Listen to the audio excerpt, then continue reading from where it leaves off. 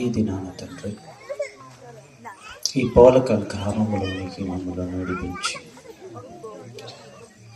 మా ద్వారా విలువైన సంగతులను తెలియచేయటానికి మీరు తండ్రి ఈ యొక్క ఘటాన్ని తండ్రి బూరగా మీరు వాడుకుంటున్నందుకు మీ హృదయపూర్వకమైన వందనములు కృతజ్ఞతాస్తుతులు చెల్లించుకుంటున్నాను. మీ పిల్లలకు అర్థమయ్యే విధముగా సవివరముగా బోధించుటకు సహాయతను మీరు అనుగ్రహించుంటూ వినగలిగే మంచి మనస్సును మీ పిల్లలకు మీరు ప్రసాదించగలరని కోరుకుంటూ క్రీస్తు పేరే కొద్ది ప్రార్థన సమర్పించుకుంటున్నారు కన్న తండ్రి.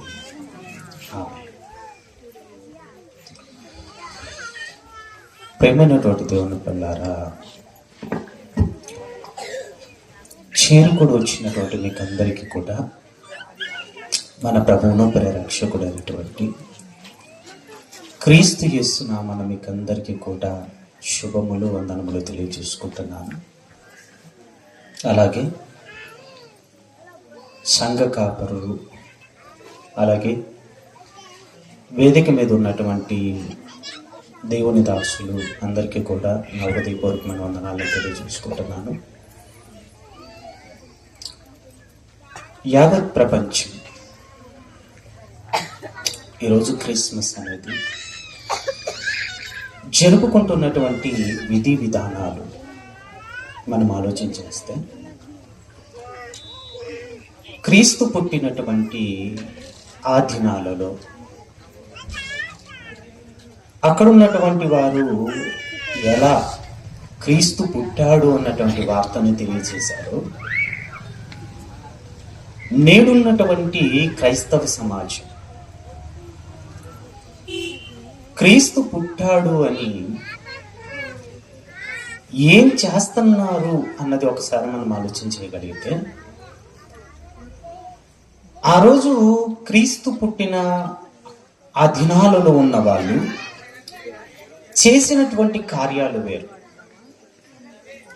ఈరోజు ఉన్నటువంటి క్రైస్తవులు చేస్తున్నటువంటి కార్యాలు వేరు. ఈరోజు క్రిస్మస్ అనగానే అందరికీ తెలిసినది, అందరూ అనుకుంటున్నది, క్రిస్మస్ అనగానే ఒక సెలబ్రేషన్ చేయాలి, సెలబ్రేషన్ అనేది చేసుకోవాలి. ఎందుకు చేసుకోవాలి అన్నటువంటి విషయం తెలియదు.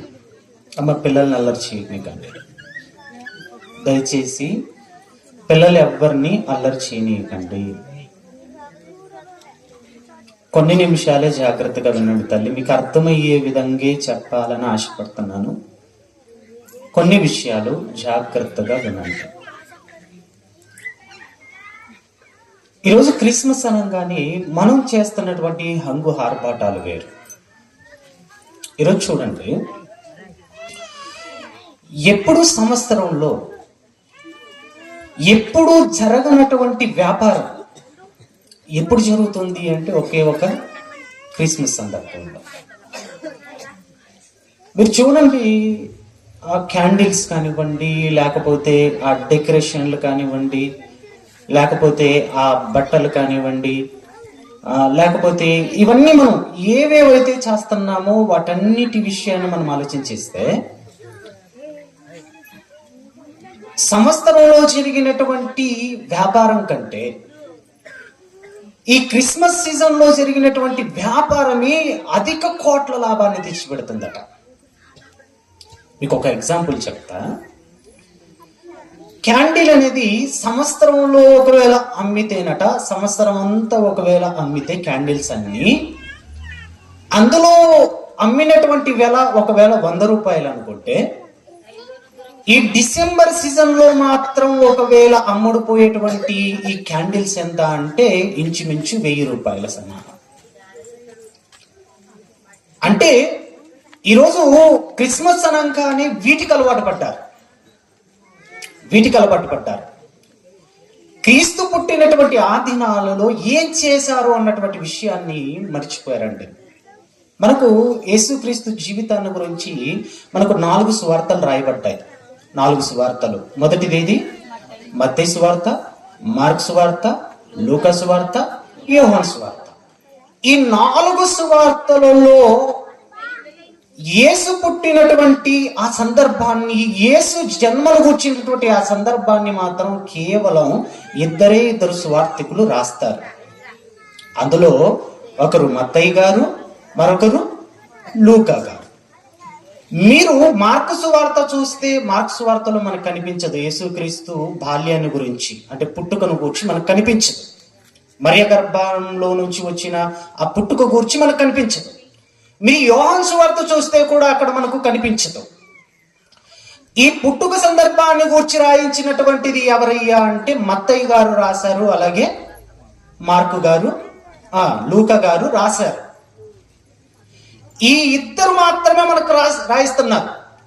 కానీ రాస్తున్నటువంటి వాళ్ళందరూ కూడా ఒక్కొక్క విధానాన్ని ఎంచుకున్నట్టుగా మనకు కనబడుతుంది అక్కడ. మీరు మత్తయి సువార్త చూస్తే మత్తయి సువార్తలేమో జ్ఞానంలో గూర్చి రాయబడుతున్నటువంటి సందర్భాలు మనకు కనబడతాయి. ఎక్కడో నక్షత్రాన్ని చూసి జ్ఞానులు వచ్చారట, జ్ఞానులు వచ్చి ఆ యేసుక్రీస్తుని చూసి బంగారాన్ని, సాంబ్రాన్ని, బోలాన్ని ఇచ్చినట్టుగా మనకు రాయిస్తాడు అక్కడ. లూకా సువార్తలో మాత్రం మనకు ఈ జ్ఞానము గూర్చినటువంటి సందర్భము మనకు అక్కడ కనిపించదు. ఎవరు గూర్చి రాయిస్తున్నాడు అంటే అక్కడ రాయిస్తున్నది ఎవరి గురించి అంటే గొల్లల గూర్చి రాయిస్తాడు, అంటే గొర్రెల కాపరుల గూర్చి రాయిస్తాడు. అంటే ఒక్కొక్కరు ఒక్కొక్క విధానాన్ని ఎంచుకొని రాయిస్తున్నప్పుడు అందులో ఉన్నటువంటి భావాలను, అందులో మనకి ఏం తెలియచేస్తున్నారు అన్నటువంటి విషయాన్ని క్రైస్తవులంగా మనం చాలా జాగ్రత్తగా గమనించాలి. అందుకే చూడండి, మత్తయి గారేమో హేరోదు గురించి రాస్తాడు. యూదయ దేశానికి రాజుగా ఉన్నటువంటి హేరోదు గురించి మత్తయి గారు రాస్తారు. లూకా గారేమో చక్రవర్తి గురించి రాయిస్తాడు. రోమా పరిపాలన జరిగిస్తున్నటువంటి చక్రవర్తి కైసర్ ఐగుస్తును గురించి రాయిస్తుంటాడు. అంటే ఎందుకు రాయిస్తున్నారు, అందులో ఉన్నటువంటి పరమార్థం ఏంటి అనేది మనం ఆలోచించేస్తున్నాం. ఎందుకంటే యేసుక్రీస్తు గురించి మీరు ఏ క్రిస్మస్లో మీరు చూడండి, ఏ క్రిస్మస్లోనే చూడండి, మీకు ఎవరి గురించి వినపడుతుంది? ఎవరి గురించి వినపడుతుంది? జ్ఞానుల గురించి ఎక్కువగా వినుంటారు. మీరు జ్ఞానుల గురించి విన్నారా? ఎక్కువగా అదే వింటారు. ఏమని వింటారు అంటే అక్కడ జ్ఞానులు వచ్చారట, జ్ఞానులు వచ్చి ఆ బంగారాన్ని, సాంబ్రాన్ని, బోలాన్ని యేసుక్రీస్తుకి ఏం చేశారు? కానుకలుగా ఇచ్చారు. కానుకలుగా ఇచ్చారు అన్నటువంటి ఈ వార్త మనం అనేక చోట్ల మనం వింటుంటాం. మిగిలిన సంఘాలన్నీ చూడండి, ఈ సందర్భాన్ని లేవనెత్తని వారు అంటూ ఎవరు ఉండరు.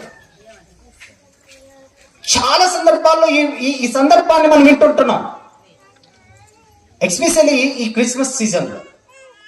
కానీ లూకా గారు రాసినటువంటి ఆ గొర్రెల కాపరుల సందర్భాన్ని మాత్రం చాలా తక్కువగా మనం వింటుంటాం. మీరు చూడండి, జ్ఞానుల గురించి రాయించాడు కదా, జ్ఞానుల గురించి రాయించాడు కదా. జ్ఞానుల గురించి ఎప్పుడు మాట్లాడుతుంటారు అంటే ఎక్కువగా క్రిస్మస్ సందర్భంలోనే, అంటే డిసెంబర్ 25 లేదా 26 ఈ 2 రోజుల్లోనే ఎక్కువగా మాట్లాడుతుంటారు. లేకపోతే ముందు చేసుకుంటారు కదా, సెమీ క్రిస్మస్లు అని జరుపుకుంటారు కదా, ఆ సెమీ క్రిస్మస్లో మాట్లాడుతూ ఉంటారు. ఇది వాస్తవానికి యేసుక్రీస్తు పుట్టుక దినాన జరిగినటువంటి సందర్భం కాదది. జ్ఞానుల గురించి రాయిస్తున్నటువంటి ఆ సందర్భాలు ఏదైతే ఉన్నాయో, యేసుక్రీస్తు పుట్టుక గురించి రాయించినటువంటి సందర్భాలు, అంటే యేసుక్రీస్తు పుట్టిన దినాన సందర్భాలు మాత్రం కాదది. ఎందుకంటే యేసుక్రీస్తు పుట్టాడు, ఆ పుట్టిన దినాన ఎక్కడో తూర్పు దిక్కున ఒక నక్షత్రం వెలిసింది. ఆ తూర్పు దిక్కున నక్షత్రం వెలిసినటువంటి ఆ నక్షత్రాన్ని చూసి వాళ్ళు ప్రయాణం చేశారు. ప్రయాణం ఎంతకాలం చేశారయ్యా అంటే చాలా నెలల తరబడి ప్రయాణం చేసుకుంటూ యూదయ దేశానికి వచ్చారట. యూదయ దేశానికి వచ్చి యూదుల రాజుగా ఉన్నటువంటి హేరోదు దగ్గరకు వచ్చి మాట్లాడుతున్నారు. ఏమని మాట్లాడారు అంటే, యూదుల రాజుగా పుట్టినవాడు ఎక్కడ? రాజు పుట్టాడు, ఒక విచిత్రమైన నక్షత్రం వెలిసింది, ఆ నక్షత్రాన్ని మనం చూస్తున్నప్పుడు ఆ నక్షత్రం ఒక రాజు పుట్టాడు అన్నటువంటి సూచన మాకు ఇచ్చింది కనుక మేము వెతుక్కుంటూ వచ్చాము. రాజు అంటే రాజ అంతఃపురంలో పుట్టుంటాడు అనుకొని డైరెక్ట్ గా అక్కడికి వెళ్ళిపోయారు. వెళ్ళిపోయి ఎక్కడ పుట్టాడు అని అడిగినప్పుడు ఆ రాజు కలవర పడిపోయాడట. కలవరం ఎందుకుంటది చెప్పండి? కలవరం ఎందుకుంటది అంటే రాజు పుట్టాడు అన్న వార్త వినంగానే హేరోదుకు కలవరం. ఎందుకు కలవరం అంటే ఆయన ఆల్రెడీ రాజుగా ఉన్నాడు. రాజుగా ఉన్నటువంటి ఆయన స్థానంలో మరొక రాజు పుట్టాడు అనేసరికి ఈయనకి ఏమైపోయింది అంటే, అమ్మో నాకున్న అధికారం ఏమైపోద్ది, వెళ్ళిపోతుంది. కనుక ఎలాగైనా ఆయన చంపించాలని వాళ్ళతో ఒక వివరణ అడుగుతున్నాడు. మీరు చూడండి ఒకసారి ఆ మాట మనం చూద్దాం. మత్తయి సువార్త మీరు చూస్తే, మత్తయి రాసిన సువార్త 2వ అధ్యాయము 6వ వచనం మీరు చూడండి. 6వ వచనం మీరు చూడండి. ముందుగా ఒకటి ప్రవక్తలను పిలిపించాడండి. హేరోదు రాజు ప్రవక్తలను పిలిపించాడు. ప్రవక్తలను పిలిపించి నిజముగా రాజు పుడతాడా, ఎక్కడ రాయబడింది, ఎక్కడ రాయబడింది, అసలు ఆ రాజు ఎక్కడ పుడతాడు అన్నటువంటి ఆ ప్రవచనాలన్నిటినీ వెతికించేశాడు. నిజంగా పుడతాడు అన్నటువంటి ప్రవచనం అయితే ఉంది, అది యూదయ దేశంలోనే పుడతాడు, ఇదిగో బెత్లెహేములో పుడతాడు అన్నటువంటి విషయాన్ని తెలుసుకోగానే అప్పుడు మరలా జ్ఞానులను పిలిపించాడు. చూడండి 7వ వచనం మీరు చూడగలిగితే 6-7లో, అంతటా హేరోదు ఆ జ్ఞానులను రహస్యముగా పిలిపించి ఆ నక్షత్రము కనబడిన కాలము వారి చేత పరిష్కారముగా తెలుసుకొనగా అని అన్నాడు. అంటే యేసుక్రీస్తు పుట్టిన రోజు వాళ్ళకి నక్షత్రం కనబడింది. ఆ నక్షత్రాన్ని చూసి వెతుక్కుంటూ వచ్చేసరికి ఎన్నో నెలలు గడిచాయి యూదయ దేశానికి వచ్చేసరికి. అందుకే ఈ జ్ఞానులను పరిష్కారముగా తెలుసుకుంటున్నాడట. ఎప్పుడు మీకు కనపడింది నక్షత్రం, ఎప్పుడు కనపడింది అని ఆ దానిని గూర్చినటువంటి వివరణ పరిష్కారంగా తెలుసుకుంటున్నప్పుడు కొంతకాలం తర్వాత ఆ నక్షత్రం వెళ్ళి యేసుక్రీస్తుల వారు ఉన్న ఆ స్థలాన్ని వీధుగా కనపడేసరికి అక్కడికి వెళ్ళారు. యేసుక్రీస్తును చూశారు. ఆ యేసుక్రీస్తును చూసి బంగారాన్ని, సామ్రాన్ని, బోలాన్ని ఇచ్చేశారు. అంటే ఇదంతా కూడా ఎప్పుడు జరుగుతున్నది అంటే కొన్ని నెలల తర్వాత జరుగుతున్నటువంటి విషయం ఇక్కడ. కానీ లూకా గారు రాసినటువంటి సందర్భం మాత్రం యేసు పుట్టిన దినం ఏం జరిగిందో రాయిస్తున్నాడు అక్కడ. మీకు తేడా గమనించాలి ఇక్కడ. మత్తయి గారు రాసినది ఏమో ప్రారంభం నక్షత్రం కనబడిన నాటి నుంచి యేసుక్రీస్తును చూసినటువంటి ఆ దినాలు. అందుకే చూడండి, మీకు హేరోదు రాజు వాళ్ళు వచ్చి యేసుక్రీస్తును నమస్కరించి అలాగే బంగారాన్ని, బోలాన్ని, సామ్రాన్ని ఇచ్చి వెళ్ళిపోయిన తర్వాత వీళ్ళు మరలా రాలేదు విషయాన్ని తెలియచేయటానికి అని తెలుసుకొని 2 ఏళ్ల మగపిల్లలందరినీ ఏం చేయించాడు హేరోదు? చంపించేశాడు. ఎందుకు 2 ఏళ్ల మగపిల్లలు చంపించేశాడు అంటే కారణం ఒకటే.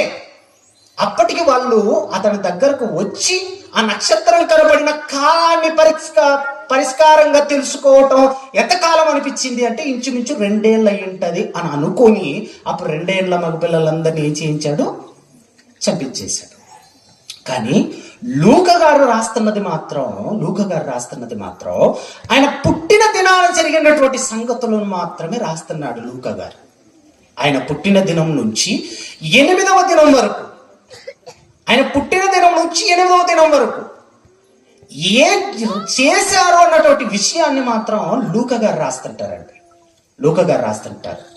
అంటే పుట్టిన రోజున ఏం చెప్తారు అందరూ అంటే ఈ జ్ఞానాల గురించి చెప్తారు. కానీ వాస్తవానికి ఎక్కువ శాతం మనం నేర్చుకోవాల్సినది, ఎక్కువ శాతం మనం ఆలోచించవలసినది ఎవరు అంటే గొర్రెల కాపరుల గురించి చాలా నేర్చుకోవాలంటే. అందుకే లూకా గారు రాస్తున్నారు. చూడండి, లూకా గారు రాస్తూ మీరు ఒకసారి మనం చూద్దాం. లూకా రాసిన సువార్త 2వ అధ్యాయం మనం చూద్దాం. లూకా రాసిన సువార్త 2వ అధ్యాయము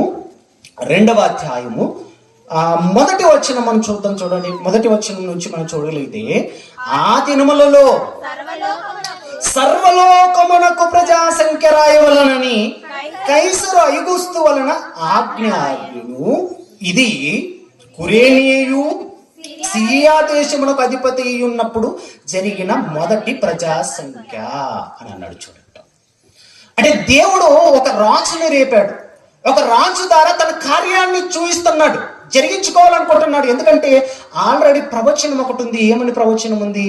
యూదా బెత్లెహేమా, నీవు స్వల్ప గ్రామమైనను నీలో నుంచి ఇశ్రాయేలుని ఏలుబోవాడు నీలో నుంచి వచ్చును అన్నటువంటి ఒక ప్రవచనం ఉంది. ఆ ప్రవచనం నెరవేరాలి అంటే వీళ్ళు ఎక్కడో నజరేతులో ఉంటే అవ్వదు. ఎక్కడికి రావాలి? వీళ్ళు యూదయ దేశానికి రావాలి. యూదయ దేశంలో ఉన్నటువంటి తన ఊరు అయినటువంటి బెత్లెహేముకు వీరు బయలుదేరాలి కనుక అటు ఆ ప్రజా సంఖ్య రాయించడానికి దేవుడు ఏమండి ఒక విషయం ఒక విధంగా మాట్లాడాలి అంటే ఈ రాజును, ఈ చక్రవర్తిని రేపాడు. ఎందుకంటే అక్కడ ఉన్న వాళ్ళందరూ ఇక్కడికి యూదయ పట్టణానికి రావాలి, బెత్లెహేముకు రావాలి, బెత్లెహేములోనే యేసు పుట్టాలి. ఇది ప్రవచనం. ఈ ప్రవచనం నెరవేరాలి అంటే ఎక్కడో నజరేతు, గలిలయ దేశంలో ఉన్నటువంటి నజరేతులో ఉంటే సరిపోదు. అందుకే అక్కడి నుంచి పిలువనంపించుకోవాలి అంటే రాజును రేపి, చక్రవర్తిని రేపి ఒకటి ఒక ఆజ్ఞను ప్రవేశపెట్టాడు. అదే ప్రజాసంఖ్య. అప్పుడు బయలుదేరారంటే వీళ్ళంతా కూడా ఎక్కడున్నారు అంటే అప్పటికి మరియమ్మ కానివ్వండి, యోసేపు కానివ్వండి ఎక్కడున్నారు అంటే గలిలయ దేశంలోని నజరేతులో ఉన్నారు. అక్కడ నుంచి బయలుదేరారు. బయలుదేరినప్పుడు మీరు చూడండి ఒకసారి, బయలుదేరినప్పుడు 5వ వచనం మనం చదువుకుందాం. చూడండి 5వ వచనం నుంచి 6 నుంచి చదువుదాం. 5 నుంచి చదువుదాం. 5 నుంచి యోసేపు దావీదు వంశములోను గోత్రములోను పుట్టినవాడు గనక తనకు భార్యగా ప్రదానము చేయబడి గర్భవతి ఉండిన మరియతో కూడా ఆ సంఖ్యలో రాయబడుటకు గలిలయలో నుండి గలిలయలోని నజరేతు నుండి యూదయలోని బెత్లెహేము అనబడిన దావీదు ఊరికి వెళ్ళెను అన్నాడు. చూడండి, నిండు గర్భిణి ఆమెను తీసుకొని గలిలయ దేశము నుంచి అంటే నజరేతు అనే ఊరు నుంచి ఎక్కడికి బయలుదేరారు అంటే యూదయ దేశమైనటువంటి బెత్లెహేమునకు ప్రయాణం చేసినప్పుడు అంటే ఆ ప్రయాణంలో ఏంటి ఆ బెత్లెహేముకు వచ్చేసారు. బెత్లెహేముకు వచ్చినప్పుడు ఆమె ప్రసవ దినాలు నిండిపోయాయట. ప్రసవ దినాలు నిండిన తర్వాత ఏం జరిగిందంటే 6వ వచనంలో వారు అక్కడ ఉన్నప్పుడు ఎక్కడ బెత్లెహేముకు వచ్చారు. బెత్లెహేములో ఉన్నప్పుడట ఆమె ప్రసవ దినములు నిండిన గనక తన తొలుచూలు కుమారుని కని పొత్తిగుడ్డలతో చుట్టి సత్రములో వారికి స్థలము లేనందున ఆయనను పశువుల తొట్టిలో పరుండ పెట్టెను అని అన్నట్టు. ఎందుకంటే ఈ యూదులందరూ కూడా ఆయా దేశాలకు చెదిరిపోయారు. అలా చెదిరిపోయిన వాళ్ళు కొందరు గలిలయ దేశంలో బ్రతికారు, కొందరు మిగిలిన రాజుల బానిసత్వపు దేశాలలో కూడా వీళ్ళు బ్రతికారండి, బానిసలుగా బ్రతికారు. కానీ ఆ ప్రజా సంఖ్య లెక్కించాలి అన్నటువంటి ఆ ఆజ్ఞచారి అయినప్పుడు అందరూ వచ్చారు ఇక్కడికి. అందరూ వచ్చినప్పుడు అందులో యోసేపు వచ్చాడు. యోసేపుకు ప్రదానం చేయబడినటువంటి మరియ కూడా వచ్చేసింది. వచ్చినప్పుడు అండి ఆ సత్రంలో ఉన్నారట. ఆ సత్రంలో ఆమె ఒక శిశువుని కన్నది. కానీ పొత్తిగుడ్డలతో చుట్టి అండి ఆ సత్రంలో చోటు లేనందున అన్నాడు. ఎందుకు చోటు లేదు అంటే యూదులలో ఉన్నటువంటి చెదిరిపోయిన వారందరూ ఎక్కడికి వచ్చారు? అప్పుడు యూదయ దేశానికి వచ్చారు కాబట్టి సత్రం అంతా ఏమైపోయింది? నిండిపోయింది. మీరు చూడండి అంటే మీరు ఈ పండుగ సమయంలో అంటే అందరు బంధువులు వస్తారు. దయచేసి అమ్మ మాట్లాడకండి తల్లి. అందరు బంధువులు వస్తారు కదా. బంధువులు వచ్చిన వారందరూ ఎక్కడుంటారు చెప్పండి? ఎక్కడుంటారు? ఇంట్లోనే ఉంటారు. అంటే ఎందుకంటే అది స్పెషల్ డే. మీరు చూడండి, మీ కూతుర్లను కానివ్వండి, అల్లులను కానివ్వండి, వీళ్ళందరూ పిలువనంపించుకుంటారు. అప్పటి వరకు మీ ఇంట్లో ఎంతమంది ఉంటారు? మీరు 2 లేదా 4. అందరూ రావంగానే ఇల్లు ఎలా ఉంటది? చాలా ఇరుకుగా ఉంటది, పడుకోవడానికి కూడా ప్లేస్ ఉండదు. అలానే యూదయ దేశంలో అందరూ యూదయ దేశానికి వచ్చినప్పుడు ఆ నివసించటానికి ఏర్పాటు చేసినటువంటి సత్రంలో కూడా వీళ్ళకి ఏం లేకపోయిందట? స్థలం లేకపోయిందట. స్థలం లేకపోయేసరికి ఆ బాలుణ్ణి పడుకోబెట్టడానికి కూడా స్థలం లేకపోయేసరికి ఒక పశువుల తొట్టిలో పడుకోబెట్టారు. అంటే ఇక్కడ జరుగుతున్నటువంటి ఈ సందర్భం అనేది యేసు పుట్టిన రోజు జరుగుతున్నటువంటి సందర్భాలు ఇవన్నీ కూడా. అదే దినాన ఏమంటే గొర్రెల కాపరులకు ఒక వర్తమానం వెళ్ళింది. అదే దినాన మీరు 6వ వచనం, 8వ వచనం మీరు చూడండి ఒకసారి. 8వ వచనంలో ఆ దేశములో, అంటే ఏ దేశం? యూదయ దేశం. ఆ యూదయ దేశంలోనట కొందరు గొర్రెల కాపరులు ఉన్నారట. గొర్రెల కాపరులు పొలములో ఉండి రాత్రి వేళ తమ మందను కాచుకొనుచుండగా ప్రభుదూత వారి యొద్దకు వచ్చి నిలిచెను, ప్రభు మహిమ వారి చుట్టూ ప్రకాశించెను అన్నాడు. చూడండి, ఇది ఎప్పుడు జరుగుతున్నది అంటే యేసు పుట్టిన దినాన జరుగుతున్నటువంటి సందర్భం. యేసు పుట్టిన దినాన జరుగుతున్నటువంటి సందర్భం. యేసు పుట్టాడు, పుట్టి పొత్తిగుడ్డలో చుట్టబడి తొట్టిలో పడుకోబెట్టారు. పడుకోబెట్టిన మరుక్షణమే వార్త వెళ్ళిపోయింది. ఎవరికి వెళ్ళిపోయింది వార్త? గొర్రెల కాపరులకు. ఏమండి, గొర్రెల కాపరులకు ఎందుకు వార్త వెళ్ళాలి చెప్పండి? అప్పటికి ప్రధాన యాజకులు ఉన్నారు, అప్పటికి శాస్త్రులు ఉన్నారు, పరిచయులు ఉన్నారు, జ్ఞానులు అనుకున్న వారు ఉన్నారు.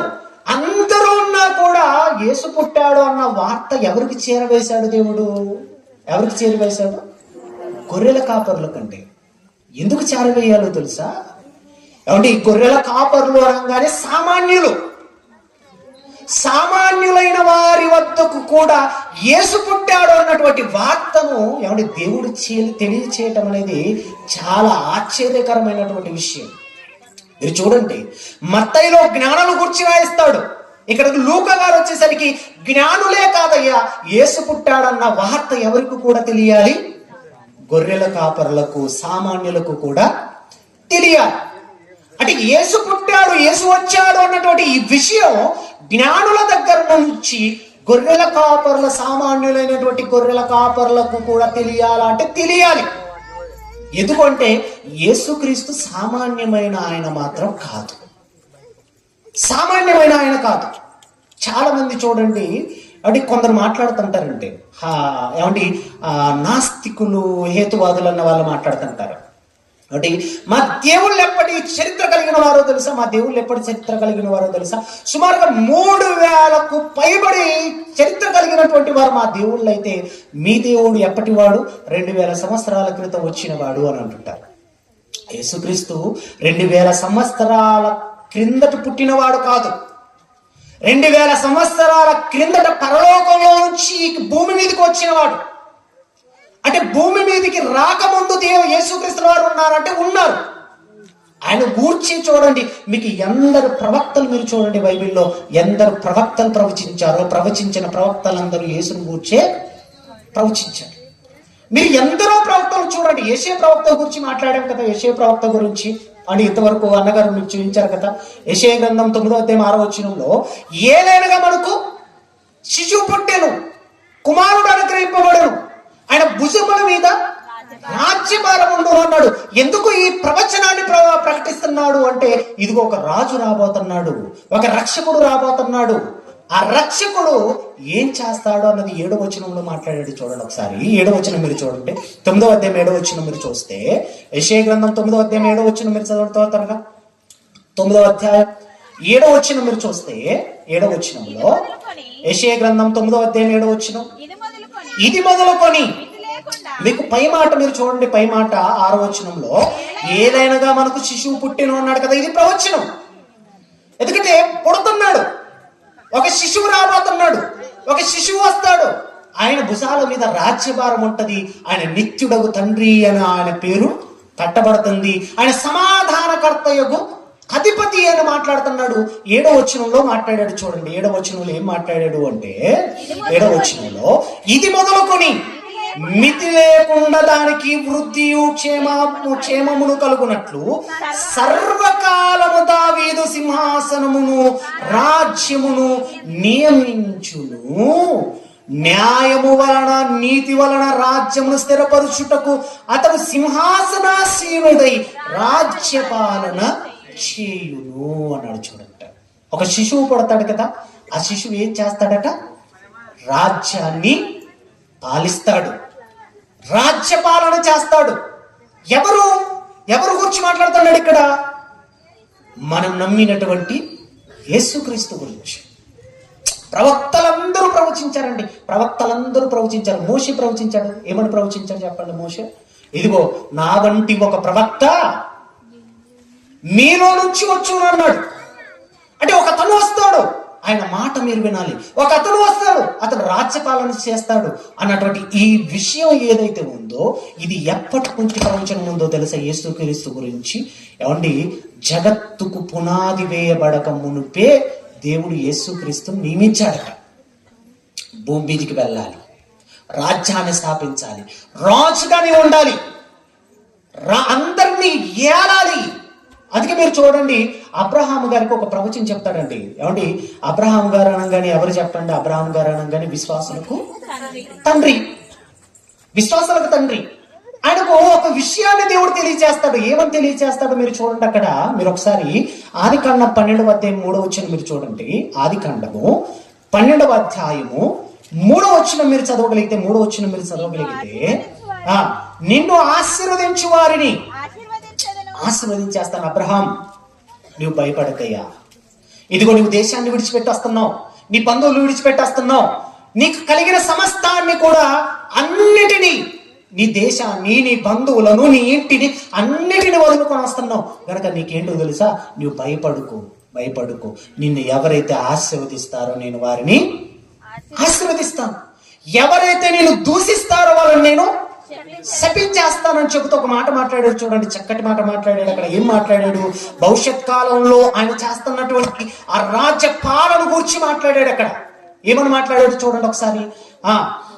శపించెదను, భూమి యొక్క సమస్త వంశమును నీ యందు ఆశీర్వదింపబడునని అబ్రహాముతో అనగా అన్నాడు. చూడండి, అంటే ఒక నీ యందు, భూమి అందున్న సమస్త వంశాలన్నీ ఏమైపోతాయి అన్నాడు? ఆశీర్వదింపబడతాయి. అంటే నీ యందు ఆశీర్వాదం, నీకు వాగ్దానం చేశాను, నీ సంతానాన్ని బట్టి నేను ఆశీర్వదిస్తున్నాను. ఆ సంతానం ఎవరో కాదు, యేసుక్రీస్తు గురించి రాయించాడు అక్కడ. యేసుక్రీస్తు గురించి. అందుకే ఈరోజు చూడండి, సమస్త వంశాలన్నీ యేసుక్రీస్తట ఎవరికి ప్రభు అని రాయబడింది? ఎవరికి ప్రభువు? యేసుక్రీస్తు అందరికీ ప్రభు. అందరికీ, ఇజ్రాయేలీలనే కాదు, యూదులనే కాదు, దేవుణ్ణి నమ్మినటువంటి క్రైస్తవులకు మాత్రమే కాదు, భూమి మీద పుట్టినటువంటి ప్రతి వ్యక్తికి, భూమి మీద మానవ ఆకారాన్ని ధరించుకొని జీవిస్తున్న ప్రతి ఒక్కరికి కూడా ఆయన ఎవరట? ప్రభువు. ఆయన వలన భూలోక వంశములన్నీ ఏమైపోతున్నాయి? ఆశీర్వదింపబడతాయి. అదే మాట గలతీలో రాసిన చూడండి ఒకసారి.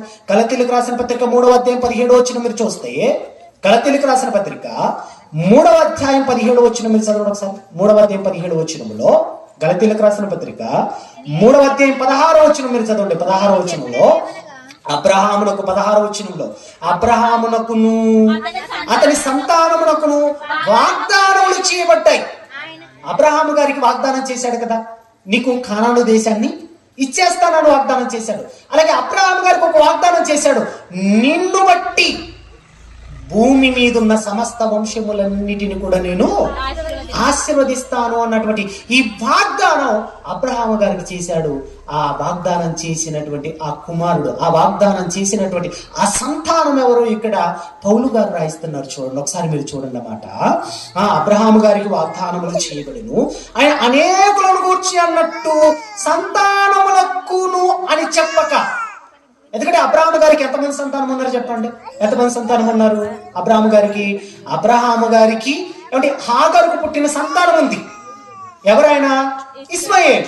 అబ్రహాము గారు అలాగే శారముకు పుట్టిన సంతానం ఉంది. ఎవరైనా? ఇస్సాకు. అబ్రహాము గారు కెతూరకు పుట్టిన సంతానం ఉంది. అల్లు వేరు, ఎన్నో సంతానాలు కలిగి ఉన్నాయి. కానీ అక్కడ అంటున్నాడు, ఒకని గూర్చే అన్నాడు. ఆ ఒక్కడెవరో చెప్పాడు. చూడండి అక్కడ మీరు చదవండి ఒకసారి.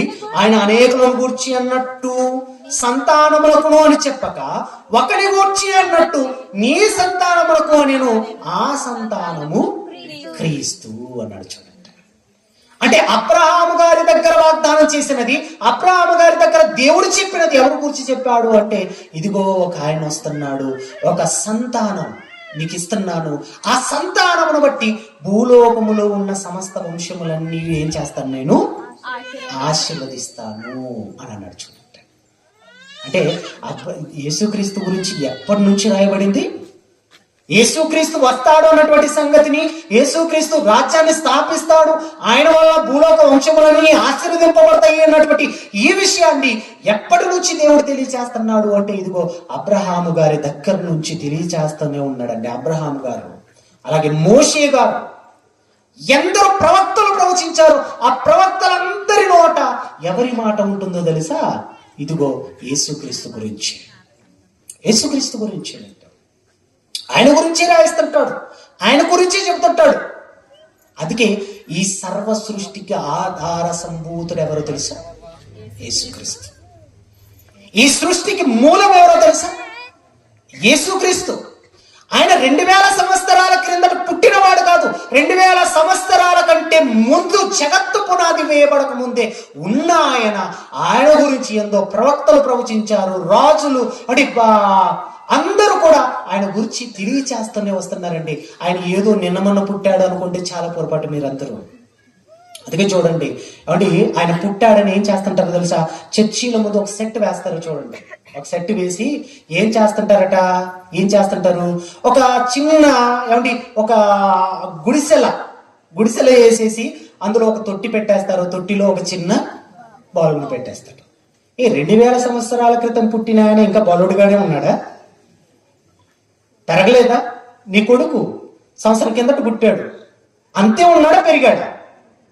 5 సంవత్సరాల కిందట పుట్టాడు, అంతే ఉన్నాడా? పెద్దగైపోయాడా? కానీ యేసుక్రీస్తు గురించి మాత్రం ఏం చేస్తుంటారు అంటే, ఆయన ఇప్పటికీ బాలుడే. అందుకే మాట్లాడుతుంటారు. చూడండి, చాలా మంది బాల యేసు అంటుంటారు. ఎందుకు? ఆ యేసు పెద్దగా లేదా? పెరగలేదా? ఆయన 2000 సంవత్సరాల క్రితం పుట్టినవాడు, ఈ భూమి మీదకి వచ్చినవాడు. కానీ ఆయన ఎలా చూపిస్తున్నారు ప్రపంచము అంటే, ఆయన ఏదో చిన్న బాలుడుగానే చూపిస్తుంటాడు. ఆయన కాదు. ఇక మరొక విచిత్రం ఏంటో చెప్పమంటారా? ఆయన ఎక్కడ పుట్టాడని చెప్తుంటారు మీకంతా. ఎక్కడ పుట్టాడట? పశువుల పాకలో పవలించిన యేసు అంటారు. అంతేనా? మీకు పాటలన్నీ చూడండి, ఏం పాటలు ఉంటాయి? పాటలన్నీ చూడండి, ఏ పాటలు ఉంటాయి? పశువుల పాకలో పుట్టిన నా యేసు. అసలు పశువుల పాకలో పుట్టాడా, లేకపోతే ఆల్రెడీ పుట్టి అక్కడ స్థలము లేనందున పశువుల తొట్టిలో పెట్టారా? స్థలము లేనందున ఎక్కడ పెట్టారు? పశువుల తొట్టిలో పరుండ పెట్టారు. మరి పాటలు అన్ని చూడండి మీరు. అంటే బైబిల్ అనేది ఒకటి చెబుతుంటది, మనం చేసేదాన్ని మరొకటి చేస్తుంటది. బైబిల్ చెప్పింది ఒకటి, మనం చేసేది మాత్రం మరొకటి. మీరు చూడండి, క్రిస్మస్ యొక్క పరమార్థం వేరు, ఈరోజు జరుపుకుంటున్నటువంటి దాని అర్థం వేరు. మారిపోయిందండి. క్రిస్మస్ అనగానే ఇంట్లో ఉన్నవన్నీ బయటికి తీసుకురావాలి, బయటపడేయాలి, అవన్నీ పాత్రలన్నీ క్లీన్ చేయాలి. ఎందుకమ్మా క్లీన్ చేస్తున్నావు పాత్రలు అంటే, అమ్మో మీకు తెలియదా ఎవరు పుట్టారు అంటే? ఆయన పుట్టింది ఇప్పుడు దేనికన్నమాట? పాత్రలు తోమడానిక? మీ ఇంట్లో ఎక్కడో మూలకు పడిన పాత్రలన్నీ క్లీన్ చేయడానిక? మీరు చూడండి, ఎప్పుడు లేని మీరు ఇల్లంతా చూడండి దుమ్ము దులుపుతుంటారండి. నిజంగా ఆర్మీలో ఎలాగుంటారో, యుద్ధం చేసేటప్పుడు ఎలాగైతే ఉంటారో సైనికులంతా కూడా, ఈ క్రిస్మస్ కంటే ముందు ఆడాళ్ళంతా అలా మారిపోతారు. దేనితో పోరాటం? దుమ్ముతో పోరాటం. దేనితో పోరాటం? సామాన్లతో పోరాటం. దేనితో పోరాటం? సున్నంతో పోరాటం. చూడండి,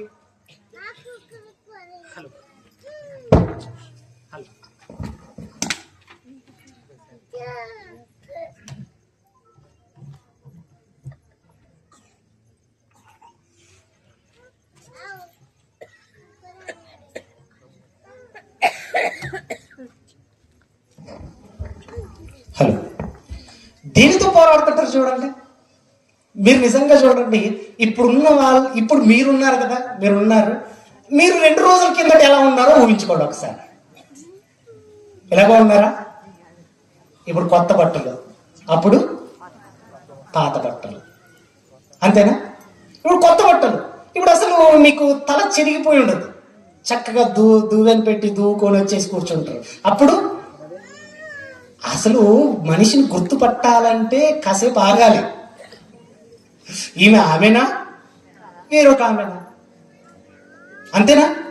ఈమె నిజంగా ఆమెనా, వేరొక ఆమెనా? ఎందుకు పోరాటం, ఆడితో పోరాడుతుంటారు. అందుకే ఈరోజు సమాజానికి ఏం వార్త వెళ్ళిపోయింది అంటే, ఏదోనండి యేసు పుట్టాడట వాళ్ళ సామాన్లు దోవుకుంటున్నారండి, యేసు పుట్టాడట వాళ్ళు ఇల్లు తుడి చేసుకుంటున్నారండి. ఇది వెళ్ళిపోయింది సమాజంలోనికి. అది కాదు వెళ్ళాల్సిందే. కొన్ని వందల సంవత్సరాల క్రిందట తరతరాలుగా ఎదురు చూస్తున్నటువంటి ఒక మహానాయకుడు, ఒక మహారాజు రాబోతున్నాడు అన్న వార్త సమాజంలోనికి వెళ్ళాలండి. అదే సమాజంలోనికి వెళ్ళాలి. ఎదుగు తెలుసా, అబ్రహాం గారికి వాగ్దానం చేశాడు, ఒక సంతానం వస్తుందయ్యా, ఆ సంతానాన్ని బట్టి సమస్త వంశాలన్నీ ఏమైపోతాయి, ఆశీర్వదింపబడతాయి. సమస్త వంశాలు ఆశీర్వదింపబడతాయి. ఒక రాజు వస్తాడు, ఆయన రాజ్యం చేస్తాడు. ఆ పరిపాలనలోనికి అందరూ వెళ్ళాలి. ఇది ఒకనాడు ఎదురు చూస్తున్నటువంటి ఎదురు చూపులు. చూడండి, ఎదురు చూపులు. అందుకే ఆ రోజునే వచ్చిందండి. ఆ రోజునే గొర్రెల కాపరుల దగ్గరకు వచ్చింది. గొర్రెల కాపరుల దగ్గర దేవుడి దూత వచ్చి ఏం మాట్లాడిందో చూడండి. మనం ఎప్పుడు చదువుకుంటాం కదా ఈ మాట. ఒకసారి మీరు చూడండి, 2వ అధ్యాయం 10వ వచనం మీరు చూస్తే, లూకా రాసిన సువార్త 2వ అధ్యాయము 10వ వచనం మీరు చదవండి ఒకసారి. లూకా రాసిన సువార్త 2వ అధ్యాయం 10వ వచనంలో, లూకా రాసిన సువార్త 2వ అధ్యాయము 10వ వచనం మీరు చూడండి ఒకసారి. 10వ వచనం మీరు చూడగలిగితే, అయితే ఆ దూత భయపడకుడి, ఇదిగో ప్రజలందరికీ కలగబోవు మహా సంతోషకరమైన సువార్తమానము నేను మీకు తెలియజేయుచున్నాను అన్నాడు. చూడండి, ఎందుకు మహా సంతోషకరమైన సువార్తమానం అయిపోయింది? అది ఎందుకు మహా సంతోషకరమైన సువార్తమానం అయిపోయింది? తరతరాలుగా ఎదురు చూస్తున్నారు. ఎవరి కొరకు? యేసుక్రీస్తు కొరకు. అంటే తరతరాలుగా దావీదుకు ఒక వాగ్దానం చేశాడు. ఏం వాగ్దానం చేశాడు? నీ సింహాసనాన్ని నిరంతరము నేను స్థిరపరిచిదును. ఎవరితో స్థిరపరుస్తానన్నాడు? సొలొమోనుతో కాదు. ఎవరితో స్థిరపరుస్తానన్నాడు? సొలొమోను కుమారుడైనటువంటి రెహబాముతో కాదు. ఎవరితో తెలుసా? ఇదిగో దావీదు కుమారుడైనటువంటి యేసుక్రీస్తు. అందుకే మత్తయి రాసిన సువార్త 1వ అధ్యాయం 1వ వచనంలో మీకు ఏం రాయబడుతుంది? అబ్రహాము కుమారుడైన దావీదు కుమారుడైన యేసుక్రీస్తు అంటున్నాడు. చూడండి, అంటే ఏళ్ల తరబడి ఎదురు చూస్తున్నాడు, ఏళ్ల తరబడి నిరీక్షిస్తున్నారు. ఒక రాజు రాబోతున్నాడు, ఒక రాజు వస్తున్నాడు, ఆయన కోసం ఎదురు చూస్తున్నాము అని ఎదురు చూస్తూనే ఉన్నారండి. ఎదురు చూస్తున్నప్పుడు అదే దినాన మరియ గర్భంలో నుంచి శిశువు పుట్టాడు.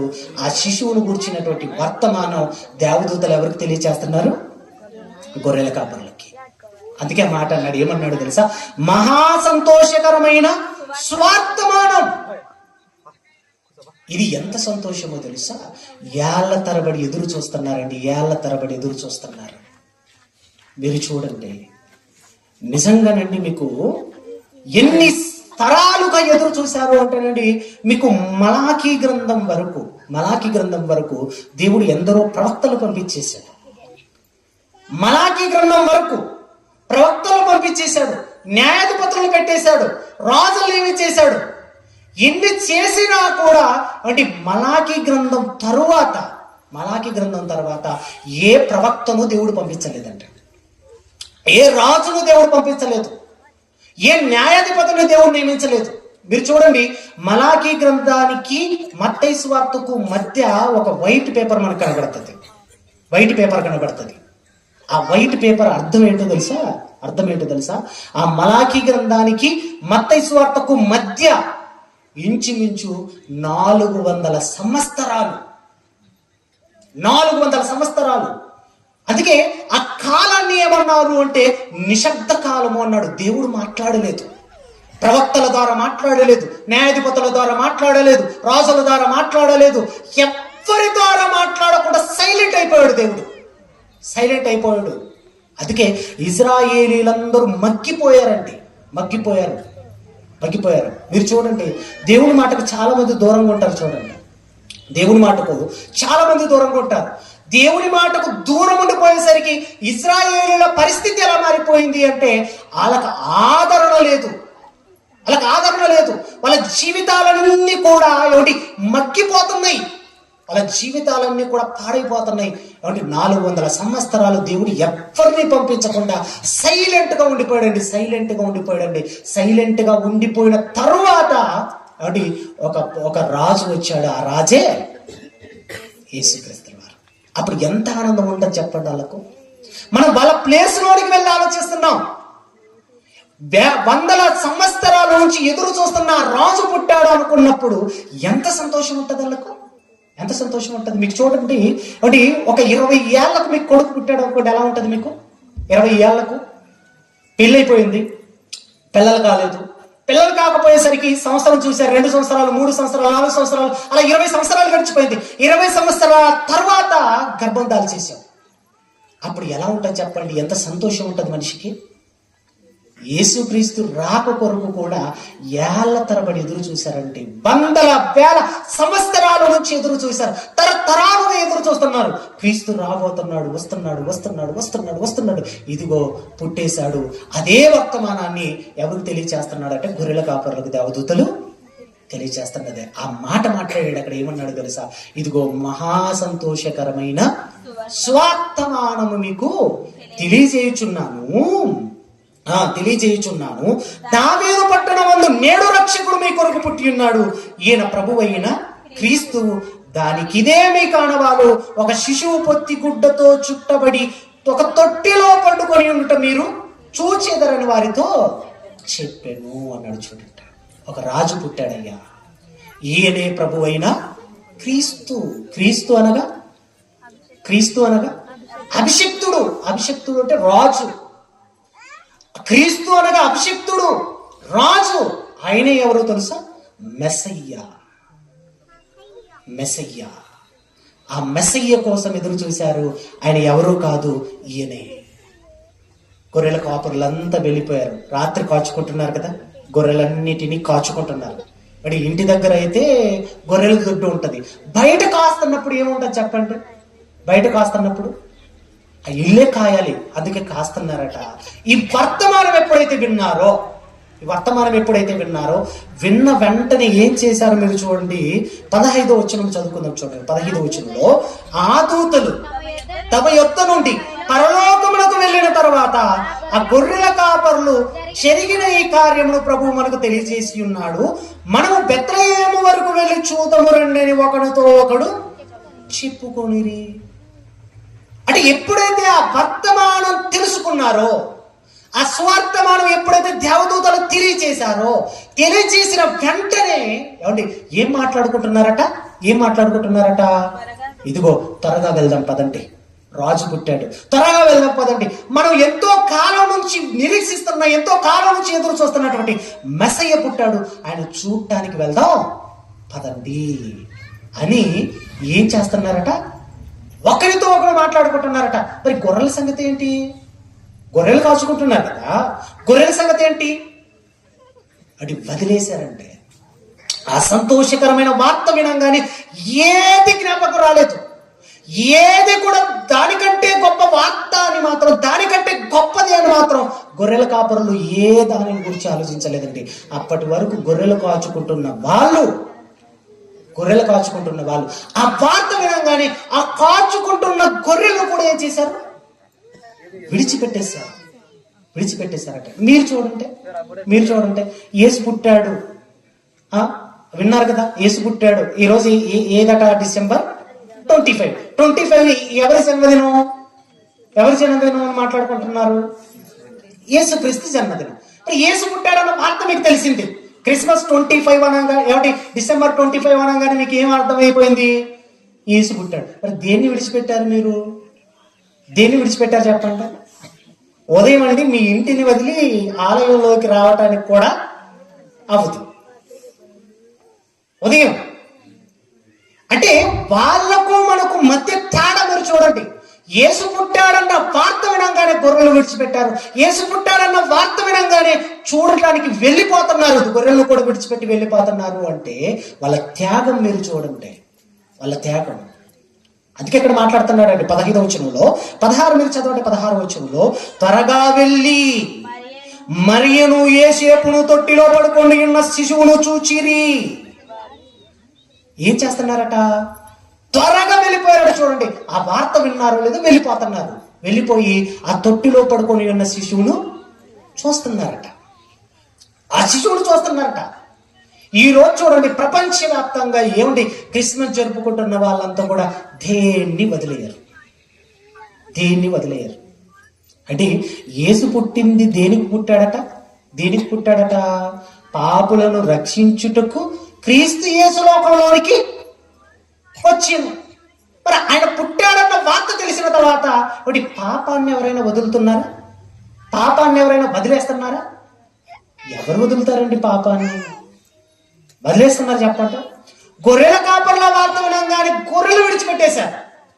ఎందుకంటే గొర్రెల నుండి ఆ రోజు వాళ్ళకి సంపద, ఆ సంపదన్నిటినీ విడిచిపెట్టి ఏమంటే యేసుక్రీస్తును చూడటానికి వెళ్ళిపోయారు. అంటే వాళ్ళలో ఉన్న త్యాగం, వాళ్ళలో ఉన్నటువంటి ఆ సుగుణం చాలా గొప్పదండి. ఈరోజు చూడండి, యేసు పుట్టాడన్న వార్త వింటున్నారు, కానీ ఏం చేస్తున్నారో తెలుసా? ఏ దానిని కూడా మీరు విడిచిపెట్టకుండా ఉన్నారు. చూడండి, విడిచిపెట్టట్లేదు, పాపాన్ని విడిచిపెట్టట్లేదు, కాబట్టి దేనిని విడిచిపెట్టట్లేదు. చూడండి, దేనిని విడిచిపెట్టట్లేదు. వార్త తెలుసుకున్న తర్వాత ఏం చేశారో తెలుసా? వాళ్ళంతా గొర్రెల కాపర్లంతా ఏం చేశారో తెలుసా? ఏం చేశారో చూడండి.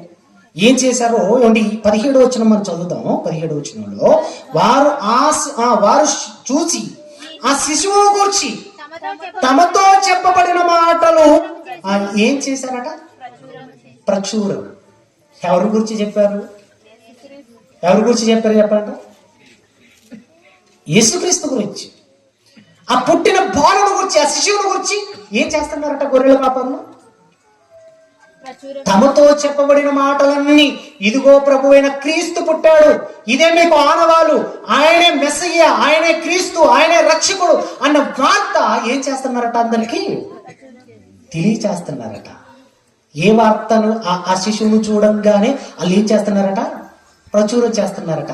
మీరేం చేశారు చెప్పండి? ఏం చేశారు చెప్పమంటారా? ఏ చీర ఎంత పడింది, అంతేనా? మనం ప్రచురం చేసి మనం మాట్లాడుకోవటం. వాళ్ళు యేసు పుట్టాడు అన్న వార్త వినగానే ఏం మాట్లాడుకుంటున్నారట? అయ్యో, తరతరాలుగా మనం మెస్సయ్య వస్తున్నాడు, రాజ్యం చేస్తున్నాడు, రాజ్యాన్ని స్థిరపరుస్తాడు అని దేవుడు చెప్పాడు కదా. మెస్సయ్య వస్తాడు అని అన్నాడు కదా. ఆ మెస్సయ్య ఎవరో కాదు, ఈ పొత్తి గుడ్డలతో చుట్టబడిన ఈయనే ఆయన అని వాళ్ళు ప్రకటన చేస్తున్నారు. మీరేం చేస్తారు చెప్పండి? ఏం చేస్తారు?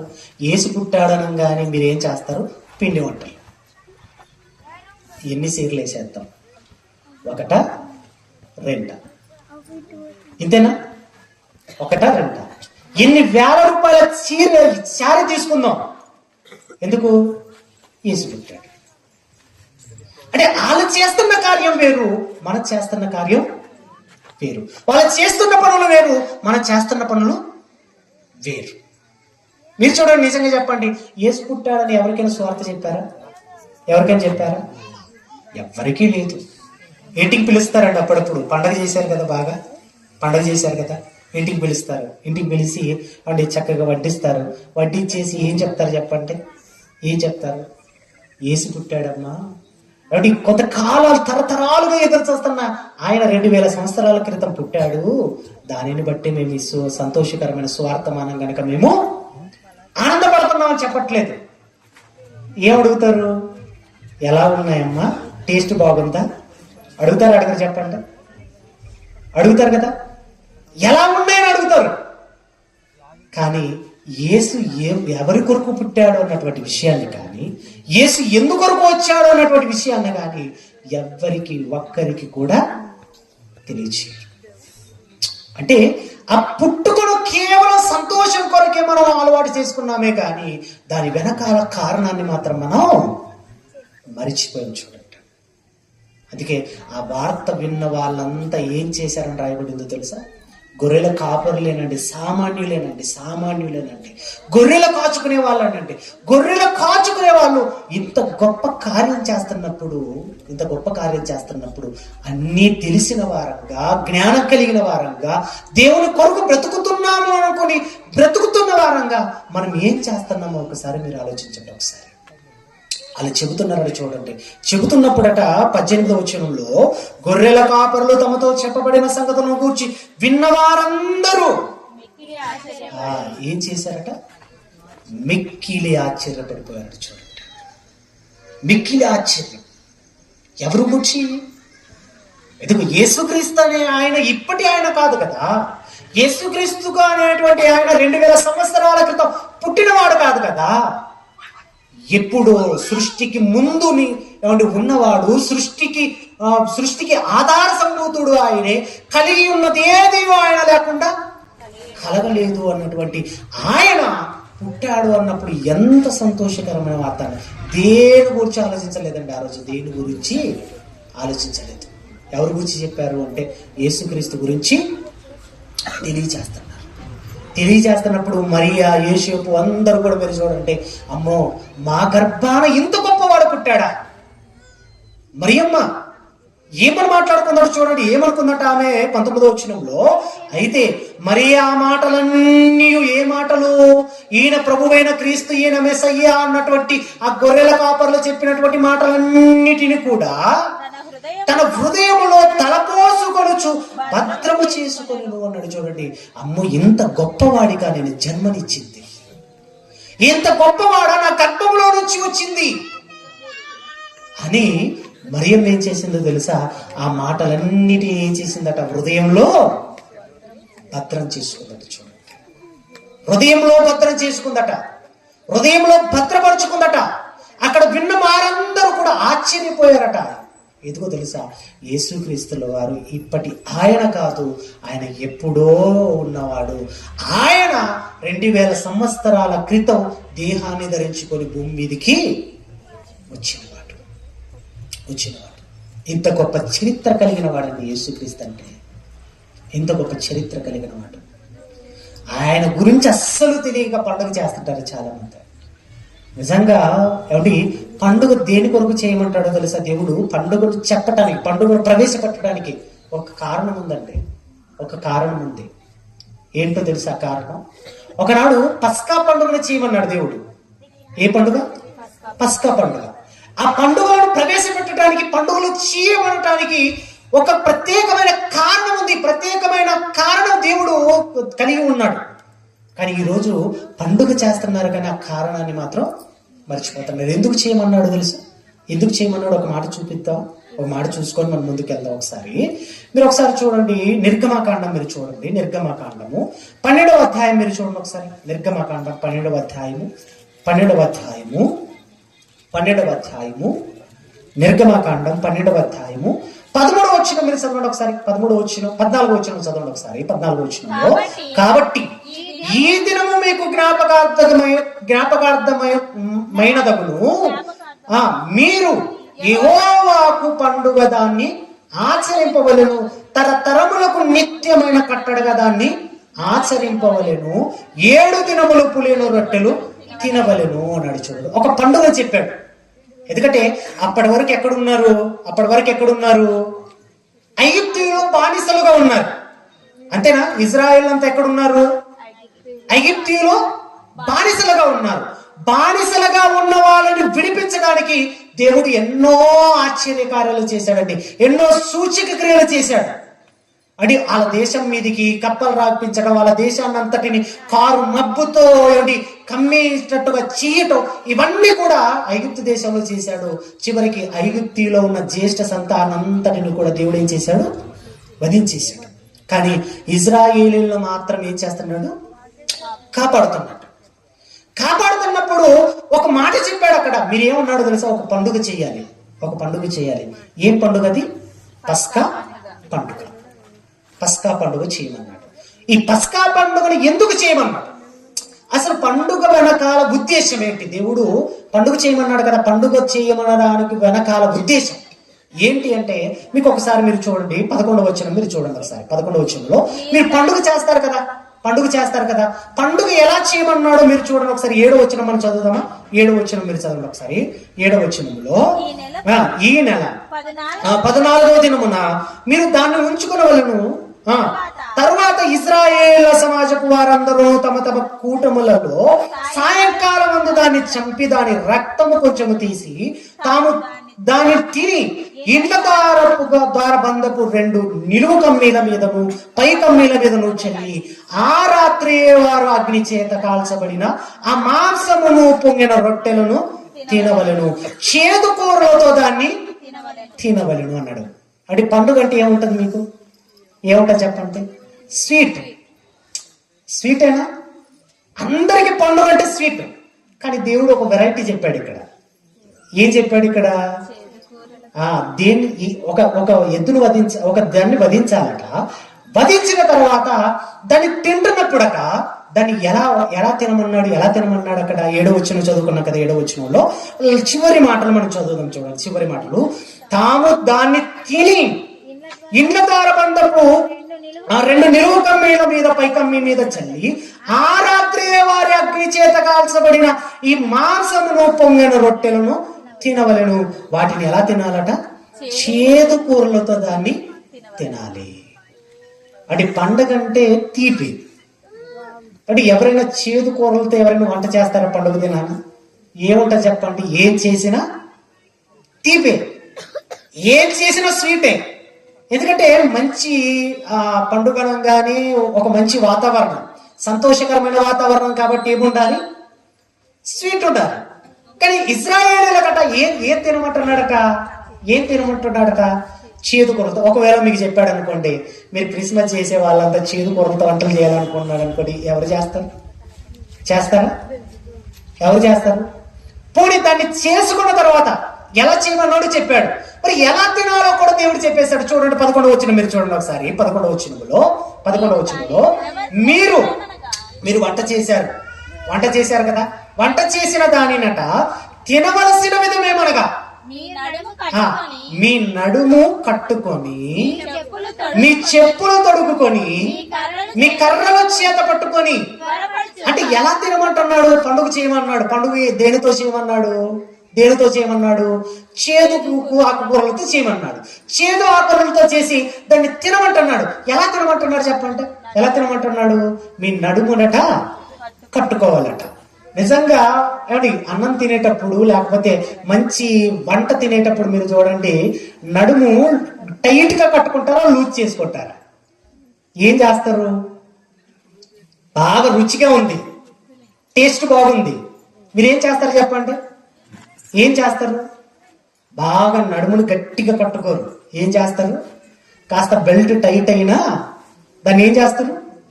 లూజ్ చేసేస్తారు. కారణం బాగుంది, తినేసేయాలి. కానీ దేవుడు చెబుతున్నాడు ఇక్కడ, ఏం చెప్తున్నాడు? మీరు నడుమును కట్టుకొని ఏం చేయాలట? చెప్పులు తోడుకోవాలట. అన్నం తినేటప్పుడు చెప్పులు తోడుకుంటారా? లేదు. మీరేం చేస్తారు? అన్నం పెట్టేటప్పుడు చూడండి, చెప్పులు వేసుకొని తినేటప్పుడు కూడా చెప్పులు పక్కన వదిలి తినరా అంటారు, లేకపోతే కూర్చొని తినంటారు. అంతేనా? కూర్చొనైనా తినమంటారు, లేకపోతే చెప్పులు వదిలి తినమంటారు. కానీ దేవుడు ఒక పండుగను ప్రవేశపెట్టి ఆ పండుగలో తినవలసిన కూరలు ఏంటో చెబుతున్నాడు. ఆ పండుగను మీరు తింటున్నటువంటి వాటిని ఎలా తినాలో కూడా దేవుడు చెప్పేస్తున్నాడు. ఎలా తినమంటున్నాడట? మీ నడుమును కట్టుకోవాలట, చెప్పులు తొడుక్కోవాలట, ఇంకొకటి ఏంటట? ఒక కర్రట చేత పట్టుకోవాలట. మరి ప్లేట్ ఎక్కడ పట్టుకుంటారు? కర్ర చేతుల్లో పట్టుకోమన్నాడు, నిజమే. చెప్పులు తొడుక్కోమన్నాడు, నిజమే. చెప్పులు తొడుక్కుంటారు, రైటే. కానీ నీ నడుమును బిగించుకోమన్నాడు, రైటే. మరి చెబుతూ అక్కడ ఏమన్నాడు? ఒక చేత ఏం పట్టుకోవాలట? కర్ర పట్టుకోవాలట. మరి ప్లేట్ ఎక్కడా? ఒక చేతో ప్లేటు, ఒక చేతో తిండా. ఇది ఒక వెరైటీగా మనకు కనబడుతుంది, అంతేనా? ఒక వెరైటీగా కనబడుతుంది. ఇంకా చూడండి అక్కడ, మీరు చూడండి అక్కడ ఏం మాట్లాడుతున్నాడు అక్కడ? మీ చెప్పులు తొడుక్కొని మీ కర్రలు చేత పట్టుకొని త్వరపడుచు దానిని తినవలెను, ఇది యెహోవాకు పస్కా బలి అన్నాడు. చూడండి, త్వరపడటం ఏంటి? త్వరపడటం ఏంటి అంటే నడుస్తూ తినాలట, త్వరపడుతూ తినాలట. అది కూడా ఎలా? చెప్పులు తొడుకోవాలట, నడుము బిగించుకోవాలట, కర్ర చేతిలో పట్టుకోవాలట. ఇక ప్లేట్ ఎక్కడ పట్టుకుంటావు, పరుగులు ఎక్కడ తీస్తుంటావు అంటే ఎలా తినగలం? ఇదంతా ఎందుకు చెప్పాడు అంటే ఒకటేనండి, కారణం ఒకటే. ఎందుకో తెలుసా? ఇదంతా ఒక వెరైటీగా కనపడుతుంది మనకు, వెరైటీగా కనపడుతుంది. పుట్టిన పిల్లలు ఉంటారు కదా, ఆ పిల్లలకు ఈ వెరైటీ చూసినప్పుడు ఎలా ఉంటుంది చెప్పండి? వెరైటీ చూసినప్పుడు ఎలా ఉంటుంది?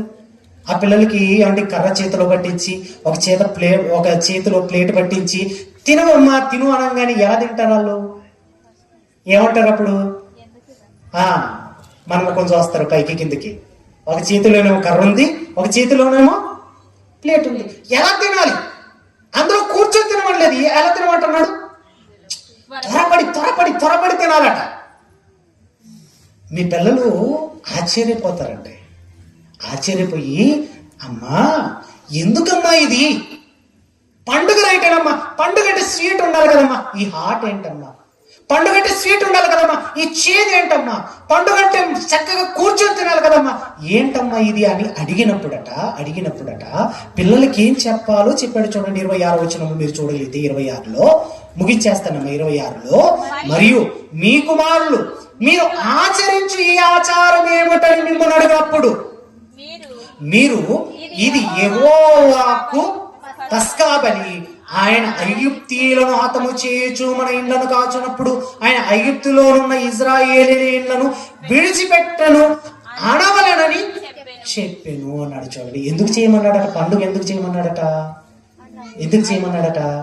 మీ పిల్లలు అడిగినప్పుడు మీ పిల్లలకట, ఇదిగో ఈ పండుగ ఎందుకో తెలుసా?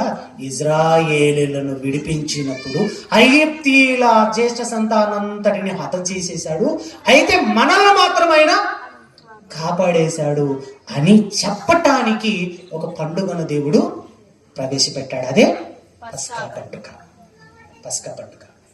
ఈరోజు మనం పండుగ చేస్తాం, కానీ దేవుని గురించి చెప్పటం మాత్రం ఉంటది. అందుకే గొర్రెలు కాపరులట ఆయన విన్న కార్యాలన్నిటిని గురించి ప్రచురణ చేశారట. చూడండి, అంటే పండుగలో జరగవలసినది ఏంటో తెలుసా?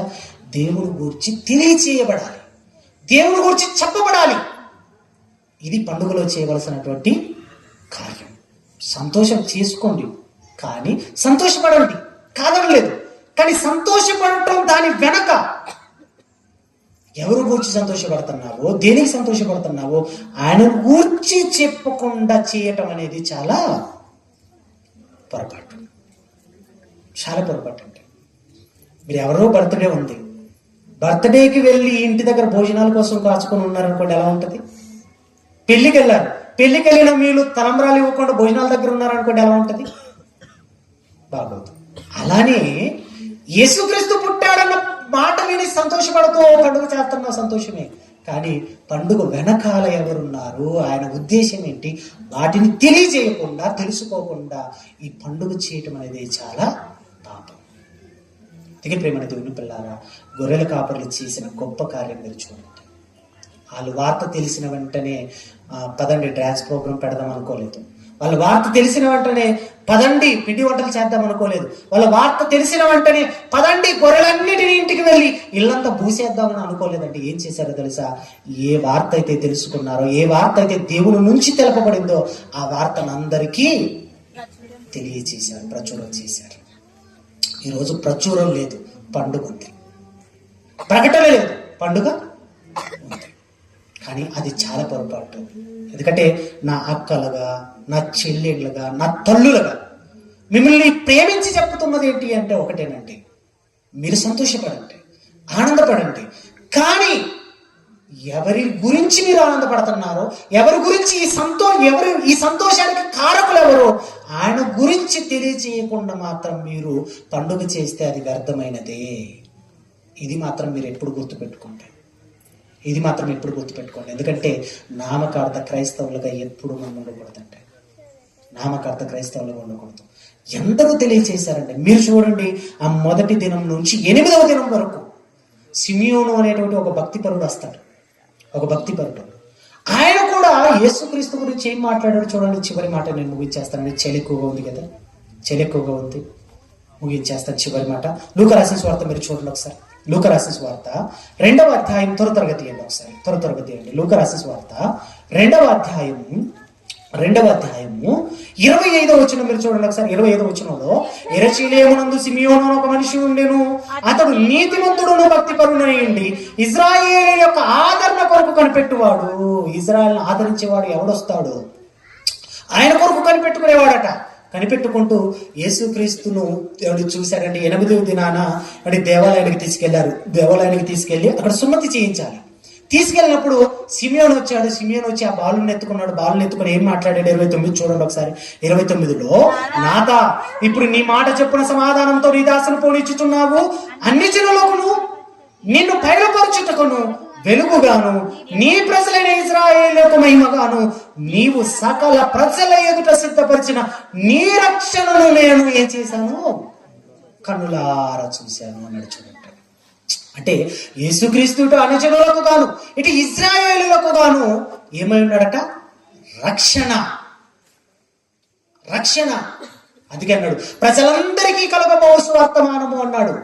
అంటే యేసుక్రీస్తు ఇశ్రాయేలుల కొరకు మాత్రమే కాదు కానీ అన్ని జనులకు, ప్రజలందరి కొరకును, సమస్త వంశాలన్నిటి కొరకు పుట్టినటువంటి ఒక కారణ జన్ముడే యేసుక్రీస్తు. అంటే అందుకే ఆ వార్తను గురించి చూడండి. 33లో, ఏసేపును ఆయన తల్లి ఆయన గురించి చెప్పబడిన మాటలన్నిటినీ విని ఆశ్చర్యపడి సిమియోను కూడా చెబుతున్నాడు, ఈయన సామాన్యమైన ఆయన కాదండి, ఈయన ఎవరో తెలుసా? ఇశ్రాయేలులకు రక్షణగాను, అన్ని జనులకు రక్షణగాను నియమింపబడిన వాడు ఈయనే. అందుకే యేసు జన్మను తెలుసుకున్న వాళ్ళు, యేసు గురించి పుట్టారన్న వార్త తెలుసుకున్న వాళ్ళు ఆయన గురించి ప్రకటన చేశారే గాని అది మనల సంతోషం వరకే పరిమితం అవ్వలేదు. కనుక సంతోషపడటం కాకుండా సంతోషపడుతూనే ఏం చేయాలి? యేసుక్రీస్తుని గురించినటువంటి బోధ, యేసుక్రీస్తు గురించినటువంటి సమాచారం అనేకులకు తెలియచేయాలి. అందుకే గొర్రెల కాపరులు చేశారు, సిమియోను చేశారు, అలాగే ప్రవక్తినే అన్నా కూడా చేసేసింది. మీరు చూడండి 36వ వచనంలో, మరియు ఆశేరు గోత్రికురాలను పనియేలు కుమార్తెనైన అన్న అని ఒక ప్రవక్తిని ఉండేను. ఆమె కన్వత్వం మొదలుకొని 7 ఏళ్ల పెనువిటితో సంసారం చేసి బహుకాలం గడిచినది. 84 సంవత్సరములు విధురాలై ఉండి దేవాలయములు విడవక ఉపవాస ప్రార్థనలతోనూ రేపగలు సేవ చేయుచుండెను. ఆమె కూడా ఆ గడియలోనే లోపలికి వచ్చి దేవుణ్ణి కొనియాడి యెరూషలేములో విమోచన కొరకు కనిపెట్టుచున్న వారందరితో ఆయనను గురించి మాట్లాడుచుండెను అన్నాడు. అటు అన్న ప్రవక్తిని కానీ, అటు సిమియోను కానీ, అటు గొర్రెల కాపరులు కానీ ఏం చేశారు అంటే, యేసు పుట్టాడన్న వార్త తెలుసుకున్న తర్వాత వాళ్ళు ఏం చేశారు? అందరికీ ప్రచురం చేశారు, ప్రకటన చేశారు. ఎందుకంటే తరతరాలుగా ఎదురు చూస్తున్నటువంటి మహారాజు యేసుక్రీస్తు ఆయనేనండి. ఆయన వలనే రక్షణ, ఆయన వలనే విమోచన. అందుకేనండి అంత గొప్ప ఆయన పుట్టాడు. అంత గొప్ప ఆయన 2000 సంవత్సరాల క్రితం వచ్చాడు. 2000 సంవత్సరాల క్రితం వచ్చాడు కనుక ఆయనను గూర్చి అనేకులకు తెలియచేయాలి. అది ఏ విధంగా తెలియచేస్తారో తెలియచేయండి. తెలియచేయడం అంటేనండి మైకు పట్టుకొని చెప్పటమే సువార్త, మైకు పట్టుకొని తెలియచేయాలనుకుంటే కాదు. మీ బంధువులు వస్తారు కదా, మీ బంధువులు వచ్చిన వాళ్ళకి ఏం చెప్తారు? చెప్పండి. మీ బంధువులు వచ్చిన వాళ్ళకి ఏం చెప్తారు? దేని గురించి మాట్లాడతారు? అమ్మో, యేసుక్రీస్తు సామాన్యమైన వాడు కాదండి, ఎన్నో సంవత్సరాల క్రితం ఆయన ఉన్నవాడు, ఆయన భూమి మీదకి వచ్చాడు, ప్రజలందరికీ రక్షణ కొరకుగా ఆయన భూమి మీదకి వచ్చాడు అన్న ఏ రోజైనా ఒక వార్తనే చెప్పారా? మీ బంధువులకి పిలిపించుకుంటారు, ఆడపడుచులు పిలిపించుకుంటారు, బంధువులు పిలిపించుకుంటారు, అందరిని పిలిపించుకుంటారు. ఏం చెప్తారు చెప్పండి? ఏమైనా ఒక్కరోజైనా చెప్పారా? ఏ రోజైనా చెప్పారా? ఏమీ ఉండదు. అందుకే ప్రియమైన దేవుని పిల్లారా, జన్మ వెనకాల కారణం తెలుసుకోవాలి. ఎందుకు మనం జరుపుకుంటున్నామో మనకు అర్థం కావాలి. అందుకే తెలియచేయండి. తర్వాత నుంచి ఏం చేయాలి? తెలియచేయండి.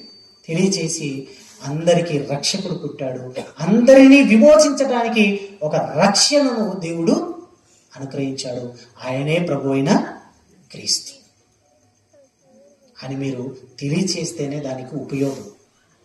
కనుక కళ్ళు మూసుకొని ప్రార్థన చేసుకుంటాం. చలి ఎక్కువగా ఉంది, కళ్ళు మూసుకుంటాం.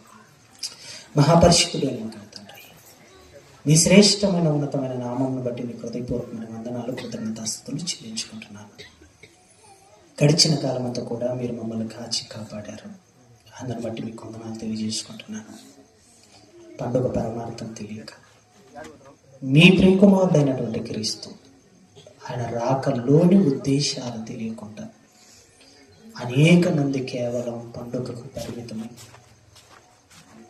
నాయన సంతోషాలతో ఆనందాలతో తమ జీవితాన్ని గడుపుకుంటున్నారే కానీ ఎవరి నిమిత్తం ఆనందపడుతున్నామో, ఎవరి నిమిత్తం సంతోషంగా ఉన్నామో, ఎవరి